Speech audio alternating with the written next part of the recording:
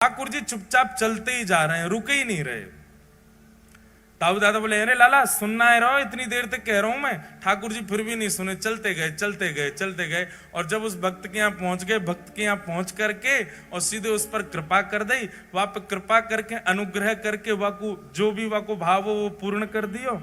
जैसे ही ठाकुर जी वहां पर कृपा करके लौटने लगे, बलराम जी खड़े गए, अरे लाला तू सुने ना है, तेरो बड़ो भैया मैं इतनी देर तक कह रहा हूं, तू ऐसे इन पर कृपा मत करे कर जी, बहुत लोभी व्यक्ति है, बहुत ऐसो है। सोई ठाकुर जी ऐसे कपड़ा पहन के रखते हैं, जगन्नाथ जी को कभी देखो मुफलर सा पहन के रखते हैं, एक दिखाते। ऐसे ही बंधुओं भगवान श्री कृष्ण के अनेक रूप हैं, लेकिन जगन्नाथ महाप्रभु जो हैं ये प्रेम विगलित स्वरूप है। ठाकुर जी श्री जगन्नाथ रूप में व्यस्त हैं। किसमें व्यस्त हैं? ब्रजवासी और किशोरी जी की याद में व्यस्त हैं। इसीलिए प्रेम विगलित ठाकुर जी हैं, पिघल रहे हैं उस समय श्री जगन्नाथ जी। इतनी याद आ रही है ब्रजवासियों की कि दोनों भुजाएं खड़ी करके और बस एक टक अपलक नेत्रों से सामने निहारते रहते हैं कि इतने वैष्णवों में कोई ब्रजवासी मुझे दिख जाए। आपको एक बात कहें बंधुओं, जगन्नाथपुरी जाओ, निश्चित जाया करो, पर कभी अवसर मिले ना किसी ब्रजवासी को संग लेकर के जाना और ब्रजवासी के संग श्री जगन्नाथ जी का दर्शन करना, तो निश्चित है कि हजारों की भीड़न में जगन्नाथ जी आपको जरूर देख लेंगे, वह ब्रजवासी के बहाने, क्योंकि ब्रजवासी को देखने के लिए ही वो खड़े। अब तो नियम बदल गए मंदिर के, पर मैंने महाप्रभु जगन्नाथ जी को अंक में भरा है, गले से लगाया है। पहले के प्राचीन काल, बहुत ज्यादा पुरानी बात भी नहीं है, पर 2007-8 से पूर्व की बात है। तब तक भी श्री जगन्नाथ जी के गर्भगृह में जाने की अनुमति थी। कई बार तो भीड़ होती तो गर्भगृह में ही ब्रह्म वेदी के पास से ही घुमा करके बाहर कर देते थे। कई बार भीड़ नहीं होती थी तो चढ़ा करके जगन्नाथ जी के गले से लगा देते थे। हमने एक बार ठाकुर जी को अंक में भरा है, आते तो नहीं है, खूब विशाल है, और मैं भी छोटा ही था, बस एक बार ऐसे हृदय से लगाने का अवसर मिला था। तो श्री जगन्नाथ जी जो हैं ये प्रेम विगलित स्वरूप है ठाकुर जी का। इसमें ठाकुर जी व्यस्त हैं, ब्रजवासी और किशोरी जी की याद में व्यस्त हैं। ऐसे स्वरूप के सामने जाकर के आप जो बोलोगे, लेकिन आपको कानी देनी पड़ेगी ठाकुर जी को। कानी देने का मतलब क्या है? एक वचन देना पड़ेगा श्री जगन्नाथ जी। बहुत ध्यान से सुनना। हे नाथ, हमारे जीवन में ये आर्त है, हे नाथ हमारे जीवन में ये विपत्ति है, हे नाथ हमारे जीवन में ये संकट है, ये काम बन नहीं रहा, आदि सब जगन्नाथ भगवान से कह दो। लेकिन इसके बदले जगन्नाथ भगवान को एक लोभ दे दो, एक वचन दे दो। क्या? अगली बार आऊंगा तो एक ब्रजवासी को लेके आऊंगा, आपका काम पक्का ठाकुर जी पूर्ण करेंगे। क्योंकि श्री जगन्नाथ महाप्रभु को ब्रजवासी बहुत प्रिय है। हमारे स्वामी श्री हरदास जी की वाणियों में कहीं ऐसा प्रसंग आता है, एक बार स्वामी जी के कुछ वैष्णव जन वृंदावन से जगन्नाथपुरी जाने के लिए निकले, और उस समय की बात है जब इतने साधन नहीं हुआ करते थे। वृंदावन से वैष्णव निकले हैं जगन्नाथपुरी के लिए, और वृंदावन से वैष्णव जा रहे हैं तो अब जैसे भी साधन, पैदल जाएंगे, बैलगाड़ियों में जाएंगे, समय तो बहुत लगना है पहुंचने में। लेकिन जिस समय वृंदावन से वैष्णव निकलते हैं जगन्नाथपुरी दर्शन के लिए, यहां मंदिर में पुजारी जी जैसे जगन्नाथ भगवान को प्रणाम करने जाते हैं तो ब्रह्म वेदी पर बैठे गोल मटोल हमारे श्री जगन्नाथ जी ऐसे झूमने लग जाते हैं। तो पुजारी जी कहते हैं, महाप्रभु जी आज बड़े प्रसन्न हो। बोले हम इसलिए प्रसन्न हैं क्योंकि वृंदावन से 4 वैष्णव निकले हैं जगन्नाथपुरी आने के लिए। हम अब हमको प्रतीक्षा नहीं हो रही है। मुझे एक एक क्षण का ऐसा लग रहा है कि कब वो क्षण आवे, ब्रजवासी सामने से आवे। भैया हम तुमसे प्रार्थना कर रहे हैं, उनकी रहने की उत्तम व्यवस्था कर देना, उनके प्रसाद की उत्तम व्यवस्था कर देना, और वे जब आ जाए ना तो उनको ला करके मेरे हृदय से लगा देना। इतना प्रेम करते हैं श्री जगन्नाथ जी ब्रजवासियों से। उन्हीं ब्रजवासियों के स्मरण में श्री जगन्नाथ जी का ऐसा रूप, ऐसे हाथ, ऐसा उदर, ऐसा स्वरूप बन गया ठाकुर जी का। ये प्रेम की 10वीं अवस्था है। हम चर्चा करेंगे कल या परसों में प्रेम की 10 अवस्था। प्रेम की 10वीं अवस्था का स्वरूप क्या है कि प्रेमी अपने प्रियजनों की याद करके, अपने प्रेमी की याद करके, याद करता करता पिघलने लग जाता है मोम की तरह।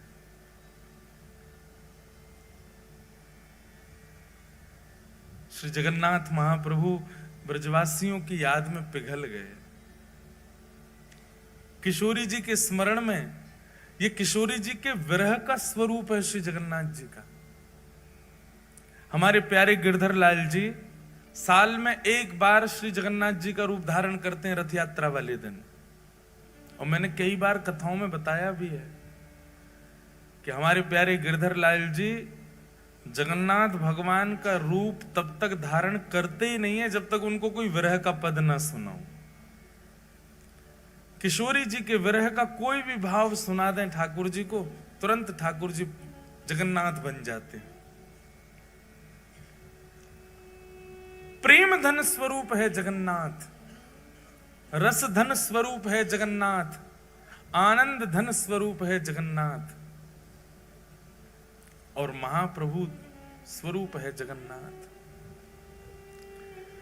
तो ऐसे जगन्नाथ जी भगवान श्री कृष्ण के अनेक रूप हैं, पर उन रूपों के सन्मुख जाकर के आप अपनी जिज्ञासा प्रकट करो। पूर्ण होगी नहीं होगी कुछ गारंटी नहीं है, पर जगन्नाथ जी से आप जो चाहो वो अपना पूर्ण करवा सकते हो। बस शर्त इतना, बदले में एक ब्रजवासी से मिलवाना पड़ेगा श्री जगन्नाथ जी को।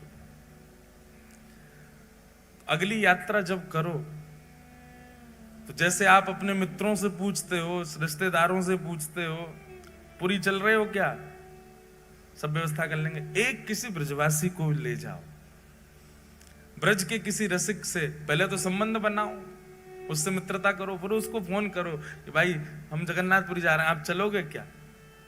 पलकों पे बैठा के ले जाना ब्रजवासी को, चाहे सिर पे चढ़ जाए, लेकिन फिर भी ब्रजवासी को लेकर के जाना, तब दर्शन करना जगन्नाथ जी का।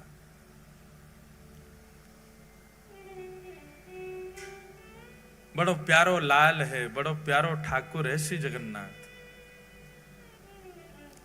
कितनी बात कहूं, मैं तो यही विचार कर रहा हूं शुरू कहां से करूं, कहां से बताऊं, उनके रूप का वर्णन करूं, उनके स्वभाव का वर्णन करूं, उनके गुण का वर्णन करूं, किस भाव का वर्णन करूं। सब में रस ही रस है श्री जगन्नाथ जी के। अनंत वर्षों तक निर्गुणियों ने, बहुत ध्यान से सुनिएगा, अनंत वर्षों तक निर्गुणियों ने निर्गुण ब्रह्म की उपासना की। निर्गुण समझते हैं, निर्गुण ब्रह्म समझते हैं, जिनका रूप नहीं होता, जिनका कोई गुण नहीं होता, जिनका कोई स्वरूप नहीं होता, उनको निर्गुण कहते हैं। निर्गुण ब्रह्म के उपासक क्या करते हैं, नेत्र बंद करके बस बैठे रहते हैं और एक शून्य का दर्शन करते हैं। उनके ठाकुर का कोई ना तो नेत्र है, ना कान है, ना नाक है, ना मुख है, कुछ भी नहीं है। अनंत वर्षों तक निर्गुणियों ने निर्गुण ब्रह्म की उपासना की। तब निर्गुण ब्रह्म की उपासना करने के फलस्वरूप उनको एक स्वर सुनाई दिया, और वह स्वर क्या था कि मैं आप लोगों के भजन से बहुत प्रसन्न हूं, पर आपका ये निर्गुण उपासक बनना ये आपको सुख देगा, मुझको सुख नहीं देता है। इससे केवल आपका पेट भर रहा है। निर्गुण की उपासना करके आप केवल अपनी इच्छा की पूर्ति कर रहे हो, अपने निर्गुण ब्रह्म की उपासना कर रहे हो, पर मुझे सुख नहीं मिल रहा है इससे। तब निर्गुणियों ने पूछा तो फिर ठाकुर जी आपको सुख कैसे मिलेगा? बोले कि जब मेरे स्वरूप को तुम लाड़ लड़ाओगे, मेरे स्वरूप को तुम निलाओगे, मेरे स्वरूप को नचाओगे, मेरे स्वरूप के आगे कीर्तन करोगे, उछल उछल करके नृत्य करोगे, मुझे कुछ प्रस्तुत करोगे, तब तो मुझे सुख मिले। अब मेरा कोई स्वरूप नहीं है, तुम बस ओम ब्रह्मणे नमः, ओम नमो नारायणाय आदि आदि अपने भावों से केवल एक शून्य का स्मरण करते हो, अपने आप की पूर्ति कर रहे हो, मुझे तो पूर्ण नहीं कर रहे हैं। तब निर्गुणियों ने कहा, हे नाथ, तो फिर आप अनुग्रह कीजिए। निश्चित ही जब स्वर निकल रहा है तो मुख भी होगा, जब स्वर सुनाई दे रहा है तो अधर भी होंगे ना, आप दर्शन करा दो। तब प्रथम बार पृथ्वी पर, प्रथम बार ब्रह्मांड में भगवान के अधर का दर्शन हुआ, और वही अधर हैं श्री जगन्नाथ जी के अधर। ये अधर प्रकट हो गए। ब्रह्मांड में सबसे पहला सगुण साकार रूप यदि कोई आया है तो वो श्री जगन्नाथ जी का आया है। सबसे पहले अधर प्रकट हुए। अब देखो जगन्नाथ जी का रूप कैसा, पूरा काला है। ब्रह्मांड का स्वरूप कैसा, निर्गुण उपासक करने उनका भी काला ही दृश्य रहता है। निर्गुण के उपासक जो होते हैं उनको काले श्याम ही श्याम दिखता, उनके नेत्रों में कोई रंग नहीं होता। तब श्याम वर्ण पर ये लाल लाल ओष्ठ अधर दिखाई दिए। जैसे ही अधरों का दर्शन किया निर्गुणियों ने, अधरों की बलैया लेने लगे। आहा कितने सुंदर अधर, कितने मधुर अधर। तब निर्गुणियों ने प्रार्थना की, बोले अधर दिख गए हैं, स्वर है तो मतलब अधर हैं, तो अधर है तो उसका मतलब नेत्र भी होंगे। तो कृपा करके ठाकुर जी आप अपने नेत्रों का दर्शन कराओ। और तब श्री जगन्नाथ महाप्रभु के विशाल नेत्रों का दर्शन हुआ। जैसे ही नेत्रों का दर्शन हुआ, जगन्नाथ स्वामी नयन पथगामी भवतु में, जैसे ही नेत्रों का दर्शन हुआ सब निर्गुणी दंडवत करने लगे। बोले नाथ अब हमारी स्थिति ऐसी है कि अधर और नेत्र देख करके ही हम इतने आनंद में भर गए हैं। स्थिति ये हो गई है कि इसके अतिरिक्त अगर आपका कोई और स्वरूप अब हमको इससे ज्यादा दिखाया गया तो प्राण ही निकल जाएंगे, हम तो इन दोनों पे ही न्योछावर हैं। इसलिए जगन्नाथ महाप्रभु के दो ही प्रधान हैं, अधर और नेत्र। नासिका नहीं दिखती है, वो नासिका की आकृति बनी है पर दिखती नहीं है। कर्ण दिखाई नहीं देते, हाथ के पंजे दिखाई नहीं देते, चरण दिखाई नहीं देते। श्री जगन्नाथ महाप्रभु दो ही रूप से विद्यमान हैं, अधर और नेत्र। इसके पीछे भी भाव है। अधर प्रकट हैं इसका मतलब क्या है, बहुत ध्यान से सुनना। अधर प्रकट हैं इसका मतलब क्या है, ये बोलवे वाले ठाकुर जी हैं पर कोई सुनने वाला होना चाहिए। कौन से ठाकुर जी हैं? बोलवे वाले ठाकुर जी हैं, बस कोई सुनने वाला चाहिए। ये सुनवे वाले ठाकुर जी ना, इधर देखो यहां देखो सब लोग कथा सुनो। सुनवे वाले ठाकुर जी ना है, ठाकुर जी के कान तो छुप रहे हैं, दिख ही ना रहे, केवल अधर। देखो वहां देखो, कहीं भी देखो, कहां पे जगन्नाथ जी के अधर ही दिखेंगे, अधर और नेत्र। जहां भी देखो स्वरूप में बोलवे वाले ठाकुर जी हैं। बस कोई भक्त में सामर्थ्य हो जो इनसे बुलवाई दे। और दूसरी बात, ये देखवे वाले ठाकुर जी हैं, और देखवे वाले भी ऐसे वैसे नहीं है। ऐसा देखवे वारो दूसरो ठाकुर ही ना है पूरे विश्व में। क्यों? बोले बाकी सब तो हमारे वृंदावन वाले ठाकुर जी के तो कटाक्ष नेत्र हैं, नेक नेक नेत्र हैं, बहु नीचे करके धरे हैं। श्रीनाथ जी में चले जाओ, कटाक्ष नेत्र नीचे धरे। द्वारिका में तो नेत्र ही धारण ना करें। बद्रीनाथ भगवान तो तपस्या में बैठे हैं। लेकिन जगन्नाथ प्रभु बोले एक तो नेत्र हैं, वो भी थोड़ी बहुत ना खोल रखे, इतनी जोर से खोल रखे कि महाराज कोई बच नहीं जाए मुंह से। बच नहीं जाए मतलब भय के कारण नहीं, बच नहीं जाए कहीं मतलब मेरे नेत्रन से कोई चूक के चलो नहीं जाए, मैं सबको देख लूं। और इतने में भी इनका बस नहीं चला, तो फिर कहा किया, बोले अपलक हो गए। पलक ही नहीं बनवाई महाराज अपनी, कहीं श्रम होने के कारण मुंह को पलक झपकनी ना पड़ जाए, वास्तव में कोई वैष्णव सामने और मैं वाकु नहीं देख पायो तो। इसलिए अपलक नेत्र है, विशाल नेत्र है, सबको देखते हैं। एक बात आप बिल्कुल लिख लीजिएगा, जगन्नाथ भगवान के दर्शन की प्रधानता कम है, जगन्नाथ मंदिर में जाके स्वयं को दिखावे की प्रधानता है कि ठाकुर जी हमको देख लो। आप लोग मंदिर जाते हैं और उछट उछट करके देख रहे हैं हमको जगन्नाथ जी दिख जाए। जगन्नाथ जी को मत देखो। आप जगन्नाथपुरी जाएंगे तो जगन्नाथपुरी में एक अनुभव, इधर देखो इधर देखो, जगन्नाथपुरी में एक अनुभव होगा आपको। अगर आपका भीतर प्रवेश नहीं हुआ, वो भी सुबह या शाम को ही खुलता है भीतर का दर्शन जो है, अधिकतर दर्शन कहां से होगा? जहां पर गरुण स्तंभ है, वो गरुण स्तंभ के, अब आप में से जगन्नाथपुरी गए कितने? पहले हाथ ऊपर करो। ओहो, फिर तो जो नहीं गए वो कैसे समझेंगे? मैं तो पूरी इमेजिनेशन बता रहा हूं। चलो, जो नहीं गए हैं वो इमेजिन ही कर लो। अगली बार जाओगे तो फिर आपको पहले से ही पता होगा गरुण स्तंभ कहाँ है, ठाकुर जी की ब्रह्मवेदी कौन सी है, ठाकुर जी का भोजन मंडप कौन सा है, ठाकुर जी की रसोई घर कौन सी है। ये सब पहले से ही सुन के चले। जो गए हैं उनका सौभाग्य, और जो नहीं गए हैं उनका बहुत बड़ा सौभाग्य कि आपको पहले कथा सुनने को मिल रही है। पहले पूरी जानकारी ले लो फिर चले जाना। लेकिन इस कथा के बदले आपको एक काम तो करना ही पड़ेगा कि 2025 आए उससे पहले जगन्नाथपुरी हुआ ना। और भाई ये कथा भूलने लग जाओ उससे पहले पहले हुआ ना। 4 दिना में हम वो रहस्य खोलेंगे यहाँ पर जो कोई को नहीं पता होंगे। तो इसलिए जितने लोग यहाँ बैठे हो, छुट्टी ढूंढो, जल्दी जाओ जगन्नाथपुरी होके आओ। तो जो लोग गए हैं वो लोग तो सब समझ जाएंगे, जो नहीं गए वो इमेजिन करो। तो जैसे आप मंदिर में जाते हैं तो अब मंदिर का तो बहुत बड़ा रूप है, एक एक चीज बताएंगे हम। सीढ़ियों का क्या भाव है, मुख्य द्वार कौन सा है, उत्तर द्वार, दक्षिण द्वार, पश्चिम, सबके भाव हैं, अपने अपने भाव हैं। जैसे जैसे सामर्थ्य ठाकुर जी देंगे बताएंगे। पर जब आप मुख्य मंदिर में प्रवेश करेंगे जहां श्री जगन्नाथ जी विराजते हैं, तो जहां से अमूमन दर्शन सबको किया जाता है वहां से भी जगन्नाथ जी इतनी दूर होते हैं कि ऐसे 3 हॉल, सबसे पीछे वाली मैया से मुझ तक जितनी दूरी है इतने 3 हॉल भीतर, और लंबे 4 हॉल समझ लो, इतने भीतर बैठे हैं श्री जगन्नाथ जी। वहां से दिखेंगे आपको। जगन्नाथपुरी में प्रत्यक्ष दर्शन केवल सुभद्रा जी का होता है, स्पष्ट दर्शन होगा आपको। बीच में बैठी है सुभद्रा जी।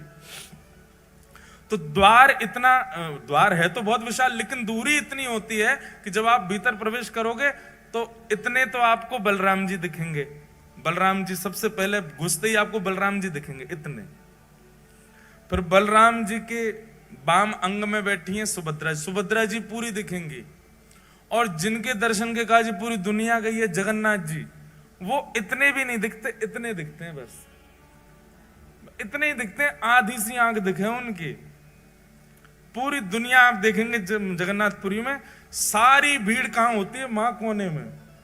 सबकी दृष्टि ऐसी है, बोले वहां कोने में देखो जगन्नाथ जी दिख रहे होंगे। वो जगन्नाथ जी कितने दिखते हैं? कितनों कोने में घुस लो, इतने ही दिखते हैं, वो इससे ज्यादा नहीं दिखते। इसका मतलब क्या है? जगन्नाथपुरी में श्री जगन्नाथ जी को देखवे के काजे उमड़ो मत। जगन्नाथ जी कह रहे हैं हमने सबको देखवे के काजे सुभद्रा जी बीच में बैठा रहेंगे, बस तुम खुद को दिखा दो कि तुम आए हो। और तुम मुझे देख पाओ नहीं देख पाओ बिल्कुल चिंतित मत हो, पर मेरी दृष्टि तुमको देख ही लेगी। इतने बड़े बड़े नयन महाराज बना के काय को खड़े हैं हम, ये अपलक नेत्रन से काय को खड़े हैं? ताकि तुम मुझे दिख जाओ। अच्छा, श्री जगन्नाथ जी के नेत्र विशाल क्यों है? क्योंकि वो सबको देखते हैं। और ये 2 ही प्रधानता है श्री जगन्नाथ जी के रूप में, अधर और नेत्र। बाकी सब जगह हमारे वृंदावन में राधा रमन जी सब जगह प्रधानता बांकी अदा है। हाथ ऐसे हैं, पाम त्रिभंग लली हैं, मुकुट ऐसा है, जगन्नाथ जी की दो ही प्रधानता है, नेत्र और अधर।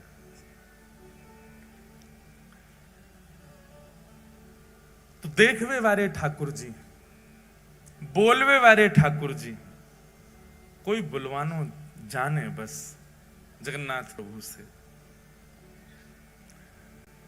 अधर हैं तो मतलब गावे वाले ठाकुर जी हैं, इसलिए जयदेव महाप्रभु की स्तुति में गाए हैं ठाकुर जी।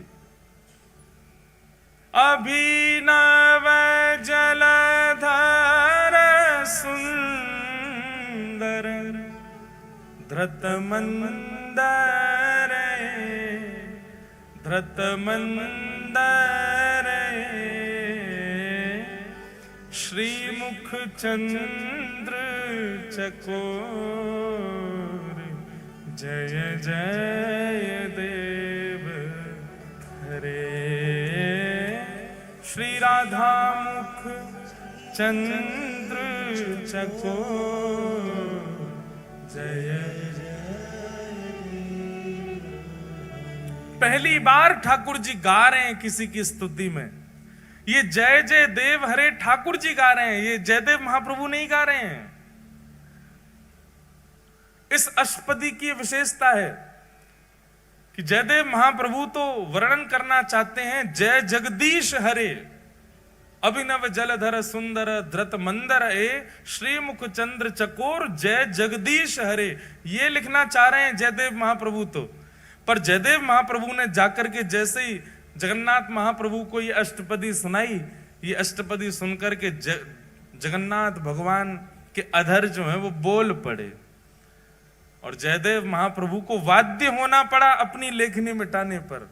बोले जब ठाकुर जी स्वयं गा रहे हैं तो फिर हम अपनी क्यों थोपें जय जगदीश हरे। तो जैसे ही जयदेव महाप्रभु बोले अभिनव जलधर सुंदर धृत मंदर ए श्रीमुख चंद्र चकोर, जयदेव महाप्रभु तो गा रहे हैं जय जगदीश हरे, पर जयदेव महाप्रभु की आवाज किसी को सुनाई नहीं दी। इतने बेग से जगन्नाथ प्रभु ने गाया कि सबको एक ही स्वर सुनाई दिया, जय जय देव हरे। जगदीश की जय जय नहीं है, जगदीश को भजवे वारे जयदेव की जय हो। बोलवे वाले ठाकुर जी हैं जगन्नाथ जी, कोई बुलवानो जाने। अच्छा, जगन्नाथ जी के कान क्यों नहीं है? जगन्नाथ जी के कान दिखते क्यों नहीं है? बहुत सुंदर भाव है।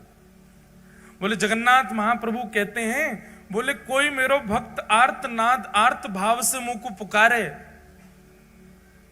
और वास्तव में वाकी रक्षा के लिए, वास्तव में वाकु दर्शन देवे के लिए मैं जैसे ही जाऊंगा, मेरे बगल में ये बैठी है मेरी बहन सुभद्रा, उबा के बगल में बैठे हैं बलराम जी, जे दोनों मुंह को रोकेंगे, अरे लाला कहां को जा रहा है, कौन के पास जा रहा है। और कहीं सुदर्शन जी ने या गरुण जी ने बता दिया कि फलाने भक्त के पास जा रहे हैं, तो ये दोनों तुरंत उसकी पूरी लिस्ट निकालेंगे। अरे वो तो अच्छा खाता भी नहीं है, वो तो अच्छा व्यक्ति भी नहीं है, उसके अंदर तो काम भी है, उसके अंदर तो लोभ भी है, उसके अंदर तो द्वेष भी है। ये सब मुझे उसके अवगुण बता करके मुझे रोकने का पूरा प्रयास करेंगे। जैसे कई बार होता है बच्चे कहीं जाना चाहते हैं तो माता पिता उसको रोकने के लिए उस स्थान की खूब सारी बुराइयां कर देते हैं। अरे झूला में नहीं झूलना चाहिए, उसके पेच ढीले हो जाते हैं, झूला गिर जाता है, कितने लोग मर जाते हैं। आइसक्रीम नहीं खानी चाहिए, क्यों? बोले दूध जो होता है वो सड़ा हुआ होता है। मैगी नहीं खानी चाहिए, क्यों? बोले इसमें गिराड़ होती हैं। ऐसे अवगुण बताते हैं तो बच्चे क्या होता है, डर जाते हैं।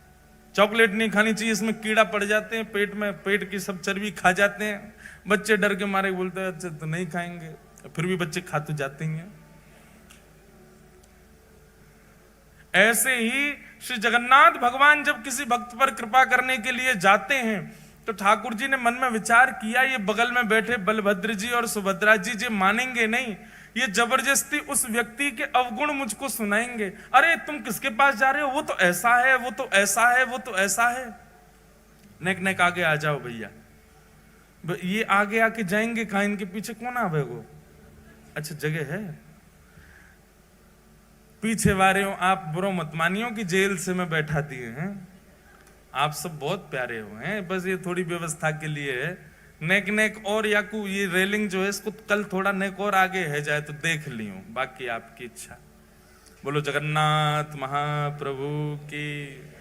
ऐसी रूखी जय बोल रहे हो हैं ठाकुर जी, आंख फाड़ के खड़े हैं, तुम ऐसे बोल रहे हो श्री जगन्नाथ महाप्रभु की। तो जगन्नाथ महाप्रभु ने मन में विचार किया, मेरा कोई भक्त मुझे बुलाएगा। सब लोग इधर देखो, आते जाएं बैठते जाएं, बस बाकी सब लोग बैठ जाओ। महाराज बैठ जाओ, इनको बैठा दो, बैठ जाओ, बैठ जाएंगे सब अपने आप।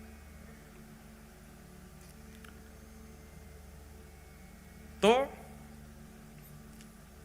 ठाकुर जी ने मन में विचार किया, बोले मैं भक्त पर कृपा करने जाऊंगा, जे बलभद्र सुभद्रा जे मानेंगे नहीं, उसके अवगुण मुझको बताएंगे।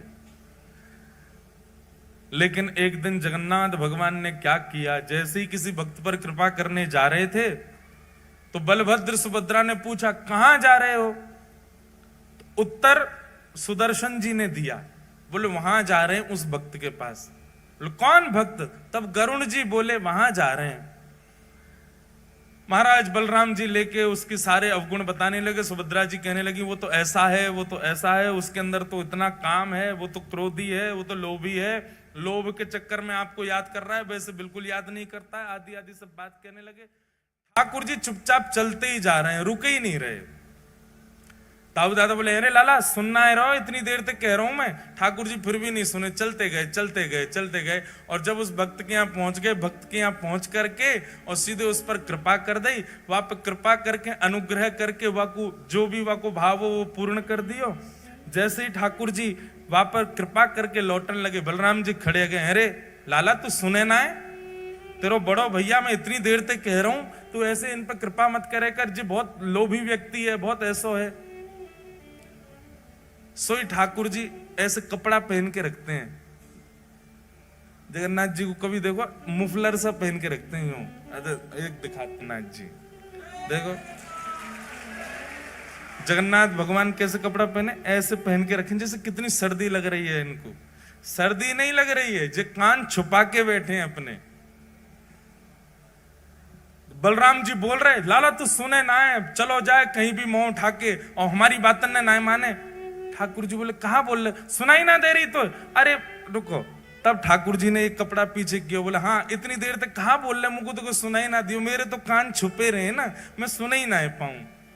तब सुभद्रा जी बोली कितनो चतुर है लाला, जाने अपने कान जामारे छुपा रखे हैं कि जे कोई भक्त पे कृपा करवे जाए और वास्तव में मैं और आप कहीं वह भक्त के अवगुण बताएंगे तो या कुछ सुनने पड़ेंगे, या हमारे पहले ही कान ढक के बैठने की, ताकि कोई भक्त पर मैं कृपा करवे जाऊं, वहां के अवगुण मुझे कोई बताए तो वो पहले ही समझ जाए भैया मेरे कान छुपे, मैं सुनना ही रहा हूं, मैं तो जाऊंगो वहां पर कृपा करके आऊंगो। इसलिए जगन्नाथ प्रभु के कान नहीं दिखते, बताएंगे तो या कुछ सुनने पड़ेंगे, या हमारे पहले ही कान ढक के बैठने की, ताकि कोई भक्त पर मैं कृपा करवे जाऊं, वहां के अवगुण मुझे कोई बताए तो वो पहले ही समझ जाए भैया मेरे कान छुपे, मैं सुनना ही रहा हूं, मैं तो जाऊंगो वहां पर कृपा करके आऊंगो। इसलिए जगन्नाथ प्रभु के कान नहीं दिखते। बड़े अद्भुत हैं श्री जगन्नाथ जी, अपने कान छुपा के बैठे हैं।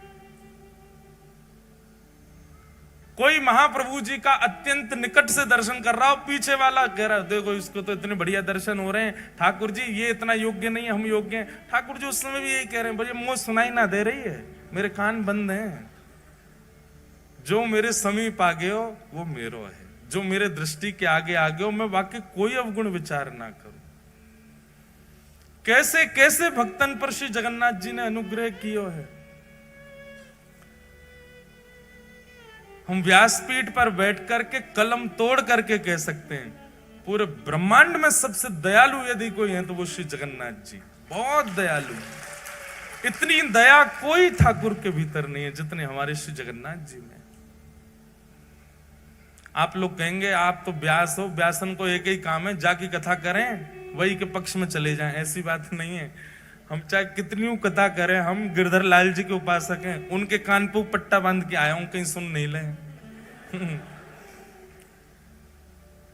और सुन लें तो काय, एक ही तो हैं, कोई अलग थोड़े हैं। वही राधा रमण हैं, वही श्रीनाथ जी हैं, वही जगन्नाथ हैं। सबसे बड़े कृपालु ठाकुर यदि पूरे विश्व में यदि कोई है तो श्री जगन्नाथ जी। इतने दया में भरे हैं, इतने अवगुण शून्य दृष्टि है श्री जगन्नाथ जी की। कितना भी बड़ा कोई व्यक्ति, कितना भी अभागा क्यों ना आ जाए, ठाकुर जी उसमें भी दोष नहीं देखते। ऐसे महाप्रभु जगन्नाथ।